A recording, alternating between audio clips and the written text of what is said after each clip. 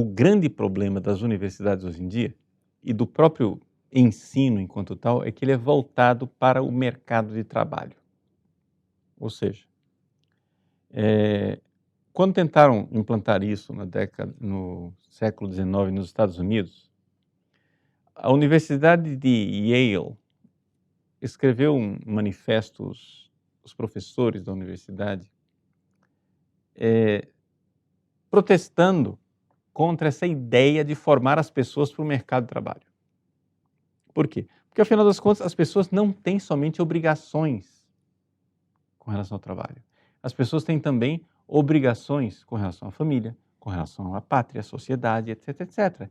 Então, na realidade, o estudo antigo, que não nos preparava somente para o mercado de trabalho, mas nos preparava também para um estudo da filosofia antiga, da metafísica, das línguas, etc e tal, era um estudo sensato. Por quê? Porque as pessoas, antes de desenvolver a sua capacidade técnica, desenvolviam a sua capacidade de contemplar a verdade.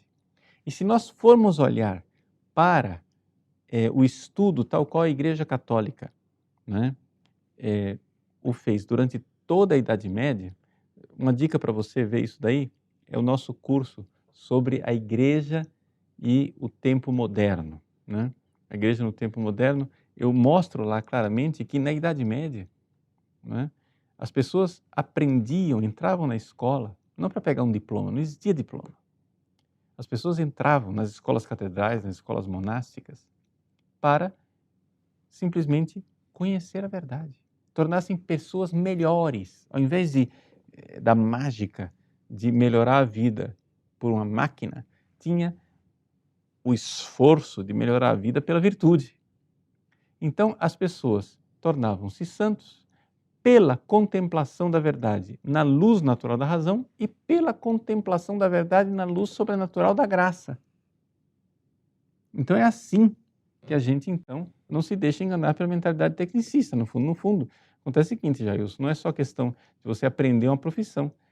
Você tem que estudar o resto da vida.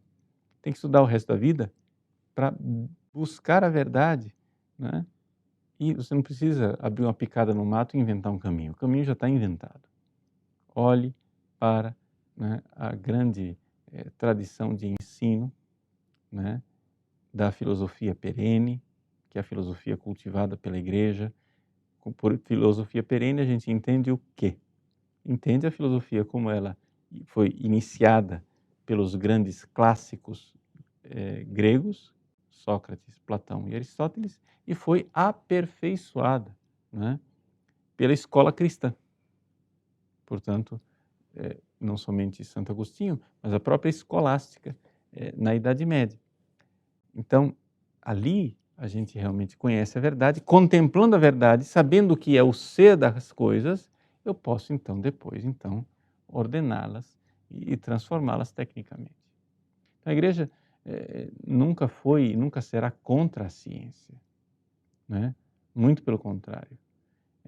Só que a Igreja é contra essa atitude do homem de se colocar no lugar de Deus, né? Que não é, número um, não é científica e número dois, ela é simplesmente fonte de degradação e desestruturação.